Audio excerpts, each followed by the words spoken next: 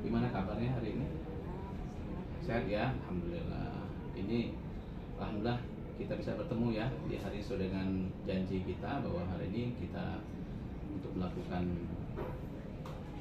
praobservasi ini. Rencana kan saya sudah membuat jadwal untuk observasi kelas ya. Saya sebagai penanggung jawab sebagai kepala sekolah punya kewajiban untuk melakukan observasi ke setiap kelas. Rencana pelaksanakan tanggal berapa nanti? Tanggal 17 Pak. Tanggal 17 Oktober ya. Alhamdulillah, jadi itu hari apa itu? Hari Kamis. Hari Kamis ya. Nah, insya Allah kita punya waktu yang sama, nggak ada berhalangan ya. Rencana ini ibu ini yang akan dipraktekkan pelajaran apa? Pendidikan Pancasila. Pendidikan Pancasila ya, PKN ya kalau sini ya. Kalau saya ngeliat dari modul ini, kalau boleh tahu ibu bisa sampaikan apa sih tujuan dari pembelajaran ibu nanti? Saya sih berharap peserta didik dapat memaknai arti dari sila-sila Pancasila. Terus mereka juga bisa menjelaskan rumusan Pancasila, sejarah-sejarah dari lahirnya Pancasila. Oh gitu, dari tujuan ini ibu sudah tercantum ya semua ya dari tujuan dan target yang dicapai gitu ya. Kemudian untuk dari nilai-nilai itu target nih area pengembangan yang difokus untuk dicapai apa dari nilai Pancasila itu? Dari kognitifnya melalui latihan dan evaluasi Pak. Jadi saya kalau melihat mereka pengetahuan kognitifnya itu dari pengetahuan mereka melalui latihan. Baik kerja kelompok maupun bekerja sendiri. Soal-soal juga evaluasi itu baik kelompok maupun secara mandiri ya. Kemudian itu psikomotornya saya kan mereka nih kalau disuruh menghafal kan agak susah. Jadi saya pakai lagu. Jadi lagu lahirnya Pancasila. Jadi dengan itu kan mereka bisa hafal tokoh-tokohnya, bisa hafal lahirnya Pancasila. Jadi salah satu metodenya dengan menggunakan lagu ya, ditambah menari dan suasana hidup ya seperti apa. Kalau yang ibu sampaikan tadi di area pengembangan, strateginya nih yang akan dipersiapkan nanti seperti apa selama perjalanan pelaksanaan di praktek? Kalau strategi kan pasti kita pakai strategi diferensiasi. Di situ ada menggunakan konten siapa menggunakan LCD, menggunakan lagu-lagu tadi. Jadi saya kembangkan lagi. LCD itu ada LCD. Kalau di sekolah ini kan ada LCD, ada televisi ya. Jadi nanti tergantung saya mau dapat yang mana. Jadi kalau di LCD itu ada presentasi materi. Terus di TV juga kan saya sudah pakai PPT-nya. Nanti tinggal saya aplikasikan ke anak-anak dengan lagu-lagu yang tadi yang disampaikan ya. Oke, insya Allah bisa berjalan dengan lancar Bu ya, tidak ada kendala. Mudah-mudahan nanti selama pelaksanaan nanti saya akan masuk ke ruangan ibu selama observasi. Nanti selama diobservasi juga nanti akan memberikan penilaian selama perjalanannya. Setelah itu nanti kita akan ketemu lagi seperti ini pasca dari praktek observasi nanti. Oke, selamat Bu ya, selamat melaksanakan tugas nanti tanggal 17 Oktober ya. Jam berapa kemarin? Jam pertama berarti pukul 13 ya. Oke, terima kasih Bu Yunita ya. Terima kasih, semoga kita sehat selalu. Oke, assalamualaikum warahmatullahi wabarakatuh. Ya, kasih Bu ya. Ya. Assalamualaikum warahmatullahi wabarakatuh. Waalaikumsalam warahmatullahi wabarakatuh. Apa kabarnya hari ini? Baik. Alhamdulillah. Luar biasa. Allahu Akbar. Sehat semua? Sehat. Sudah sholat? Sudah. Belum sholat? Lahir apa?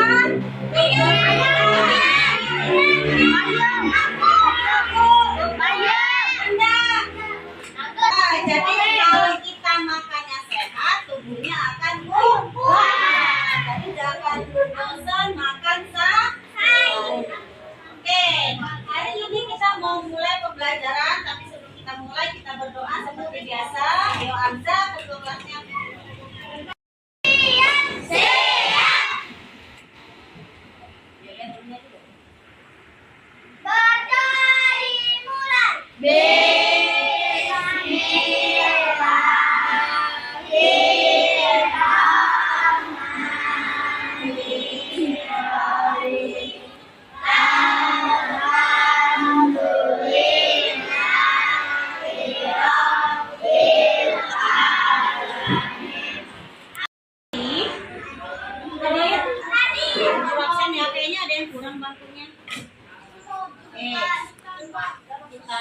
iya. Askan, Rafa, Rafa. Yang nggak masuk Sultan cuman ya, Sultan sakitnya. Oke. Sudah siap belajar? Siap. Gambar apa? Ini sebagai apa? Gambar negara Indonesia. Apa lagunya? Garuda Pancasila ya. Oke, kita sama-sama menyanyikan lagu Garuda Pancasila. 1, 2, 3. Garuda Pancasila. Aku mendukungmu. Panjang proklamasi. Harus hafal lagu-lagu kebangsaan Indonesia. Kenapa? Penjajah dulu suka menyerang bangsa kita. Nah, orang-orang sebagai pejuang yang tempo dulu, yang kakek kalian, buyut kalian, itu yang memperjuangkan negara kita untuk bisa jadi negara kesatuan. Ya. Nah, hari ini kita akan belajar tentang perumusan Pancasila dan mempelajari tentang sejarah lahirnya Pancasila. Sekarang mau tanya, Pancasilanya hafal nggak? Hafal. Ada berapa sila dalam Pancasila? Iya. Pertama apa? Kedua. Persatuan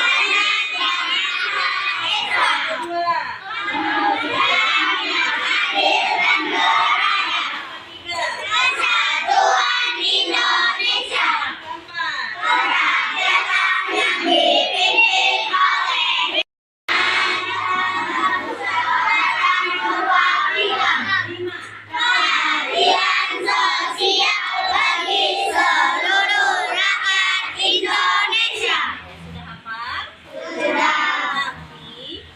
Pancasila itu tidak lahir begitu saja. Makanya kita hari ini akan mempelajari kenapa bisa sila pertamanya itu ketuhanan yang Maha Esa, kedua kemanusiaan adil yang beradab itu punya sejarah. Yuk kita mulai dalam prasejarah lahirnya Pancasila. Nah, terbentuknya BPUPK itu diberikan oleh negara Jepang. Negara Jepang itu kenal nggak kalian? Kenapa dia di negara kita? Menjajah negara kita. Tetapi bangsa Jepang itu memberikan suatu terobosan dalam pembentukan BPUPKI. Tapi tujuannya beda, bukan ingin menghilangkan penjajahan mereka, tapi justru ingin memanfaatkan negara Indonesia untuk membantu mereka melawan sekutu. Dengan apa dalihnya? Mereka berjanji akan memerdekakan Indonesia. Akhirnya mereka membentuk itu BPUPKI. Apa singkatan BPUPKI? Badan Penyelidikan Bersama. Iya. Jadi mereka menyelidiki bangsa Indonesia itu, apakah kita siap untuk merdeka, kesiapan negara kita untuk merdeka. Makanya mereka membentuk BPUPKI. Nah, sidang BPUPKI ini diketuai oleh Dokter siapa ketuanya?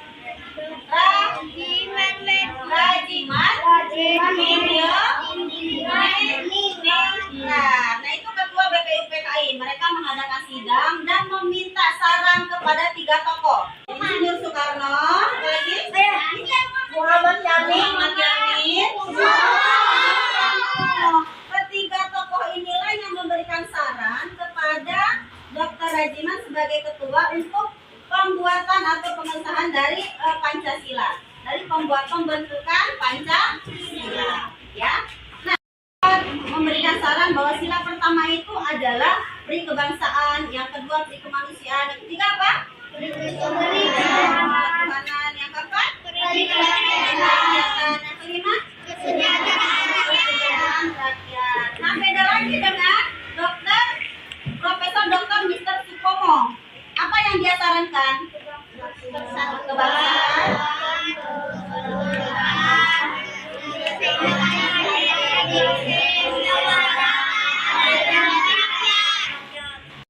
memberikan saran kepada Dr. Rajiman untuk pembentukan dasar negara kita. Akhirnya muncullah namanya Piagam Jakarta. Nah, bangsa Indonesia tidak mau berhutang budi sama merayakannya kemerdekaan kita? Tanggal berapa kita merdeka? 1945. Dan itu sudah disahkannya sila-sila Pancasila negara kita, yaitu Pancasila. Tanpa campur tangan negara Jepang. Kenapa? Kenapa Jepang tidak ikut campur? Karena di tanggal 14 Agustus Jepang sudah dinyatakan kalah dan dia sudah kembali ke negaranya. Makanya kita merubah BPUPKI menjadi PPKI supaya tidak ada campur tangan lagi dari pemerintah Jepang. Nah, makanya di sila pertama itu banyak tokoh-tokoh yang keberatan dengan sila pertama. Makanya mereka membentuk lagi suatu musyawarah untuk merubah dari sila pertama yang tadinya dia ada pemeluk agama Islam dirubah menjadi sampai kalian setiap upacara kalian sebutkan Pancasila. Supaya apa? Kalian mengingat bahwa Pancasila itu adalah sebagai pedoman hidup kita berbangsa dan bernegara. Oke, untuk lebih jelasnya kita mau nonton sejarah, ya.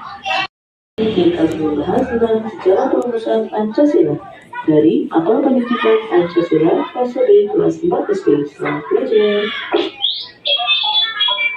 Perhatikan tiga gambar tokoh tersebut. Mereka adalah Insinyur Soekarno, Sutomo, dan Muhammad Yani. Ketiganya merupakan tokoh perumus Pancasila. Pada sidang mereka berjanji kepada Indonesia bahwa mereka akan memerdekakan Indonesia. Untuk itu,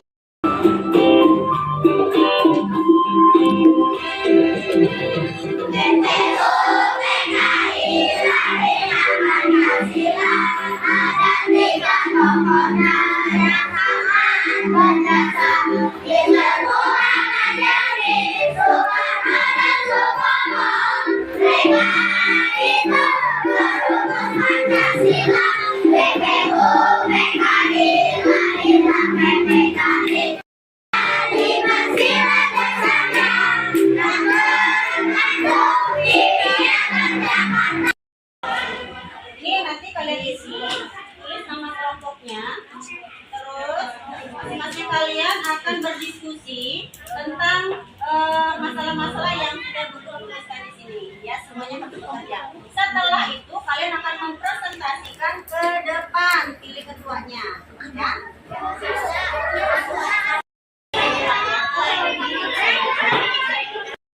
Ya, siapa lagi? Ya. Lagi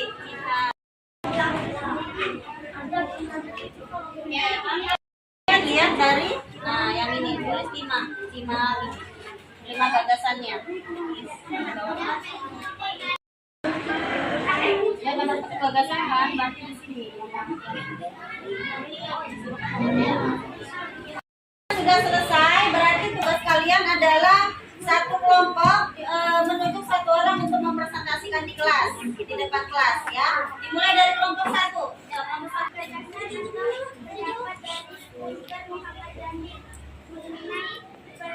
Rumusan dasar negara Indonesia seperti memberi kebahagiaan, dua beri kemanusiaan, beri kehormatan, empat beri kerakyatan, lima kesejahteraan orang yang Pembelajaran kita sudah selesai. Gimana? Asik nggak belajar hari ini? Asik. Paham nggak? Paham. Nanyain? Benar? Ya, benar. Oke, bukunya nanya? Ya. Oke.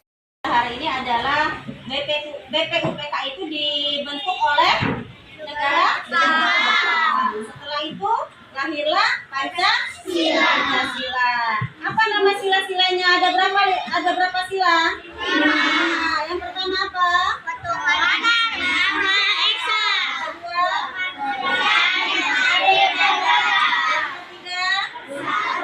Indonesia. Keempat? Kemerdekaan yang dipimpin oleh 5 kebijakan dalam permusyawaratan perwakilan. Kita gunakan sebagai pedoman hidup kita.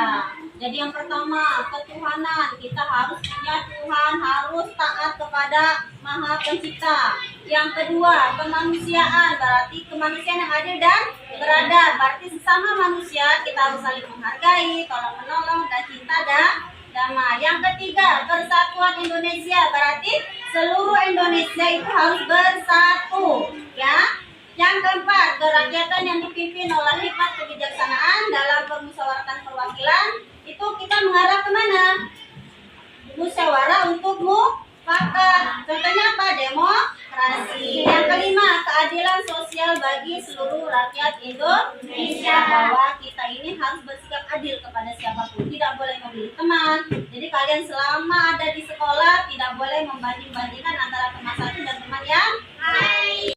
Jelas, sama-sama kita akhiri dengan membaca Alhamdulillahirobbil alamin.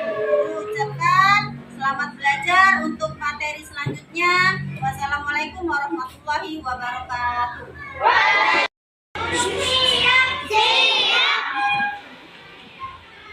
Berdoa dimulai.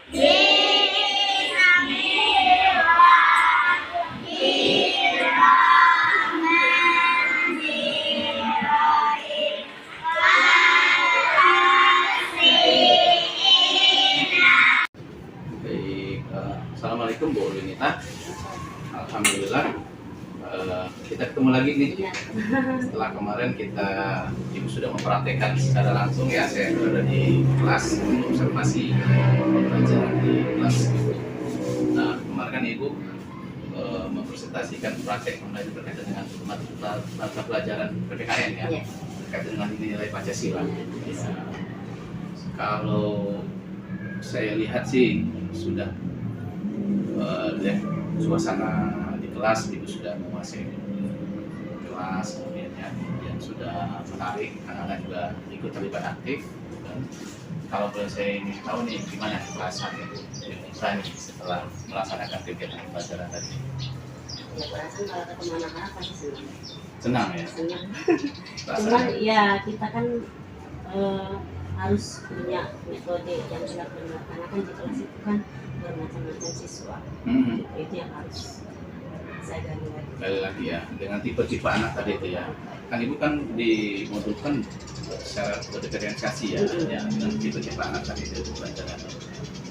Kemudian dari hasil Ibu praktek tadi itu, kalau rentang keberhasilan nih, kalau angka 0 sampai 10 Ibu, posisi Ibu tadi kira-kira di mana posisi? Berapa nilainya? Nilai saya.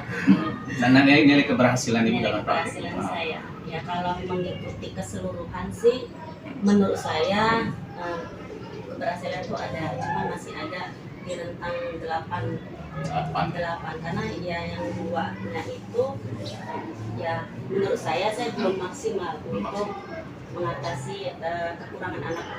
Ada di kelas itu kan ada bermacam-macam anak, tipe anaknya, ada yang dia visual, ada yang auditor. Jadi saya belum keseragaman tadi itu saya belum mencapai. Ada belum, artinya 8 itu sudah lumayan. Iya, saya kalau untuk keseluruhan anak-anak udah happy, udah mengikuti. Setiap saya tanya kan mereka jawab. Cuman kan buat saya pribadi belum maksimal. Iya. Kalau dari tujuan pembelajaran Ibu yang saya pahami, yang itu sudah cantum di sini, hal-hal baik apa saja nih yang sudah Ibu Yunita terapkan di pembelajaran? Kalau baik otomatis kalau guru kan kita pasti kasih moral. Gitu. Moral, terus ketika mereka kelas dalam mereka berbicara dengan gurunya, Etika, bagaimana mereka masuk, bagaimana mereka keluar, membiasakan salam, membiasakan mengucapkan salam pas masuk. Terus kalau mau keluar izin, itu dulu yang pertama dari moral dan etika. Jadi pembiasaan yang memang nggak boleh ditinggal, biasa dia terbiasa ya. Jadi senyum. Kalau kita kan di sekolah kan ada konsep 7S ya.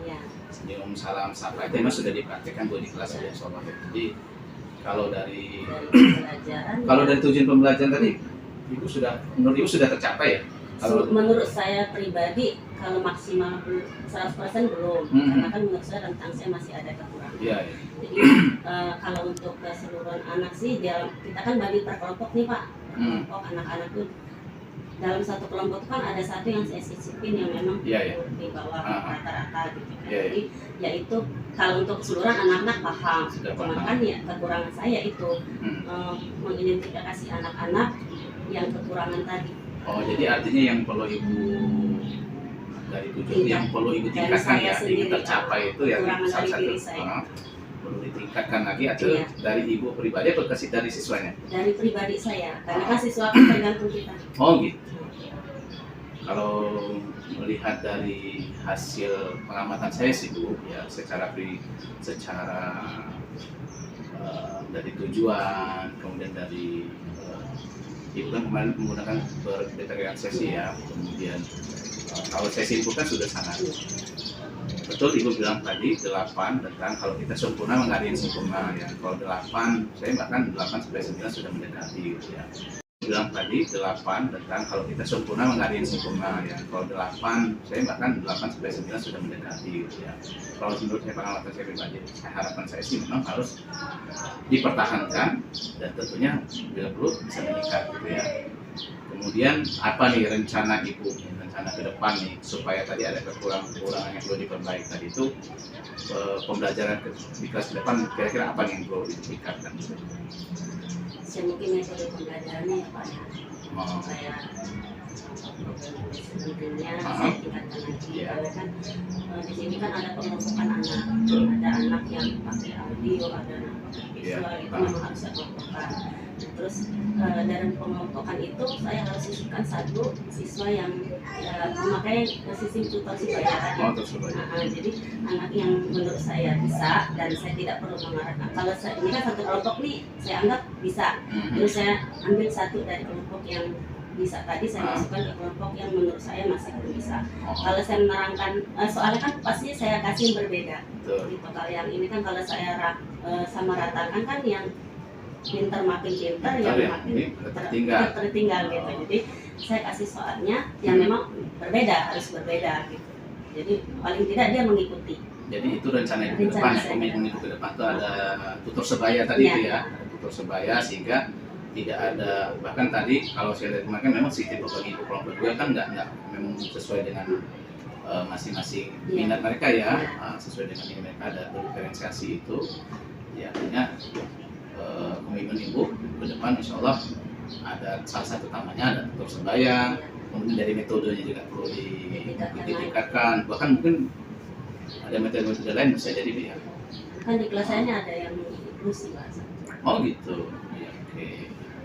Oke, secara keseluruhan sangat bagus. Saya apresiasi ibu sudah bisa melaksanakan praktek pembelajaran dan ini bisa dipertahankan ya ke depan. Insya Allah nanti kalau di waktu-waktu jadwal tersendiri nanti kita di observasi berikutnya kita bisa lebih baik lagi Bu ya. Terima kasih atas kerjasamanya selama ini dengan saya sebagai penanggung jawab nih di sini artinya perlu memperhatikan supaya sekolah kita output anak-anak kita ke depan lebih baik lagi. Dan mungkin tadi kita terkomitmen ya dengan kebiasaan-kebiasaan kita yang di sekolah yang sudah kita sepakati di sekolah ini. Terima kasih Bu ini saya. Oke.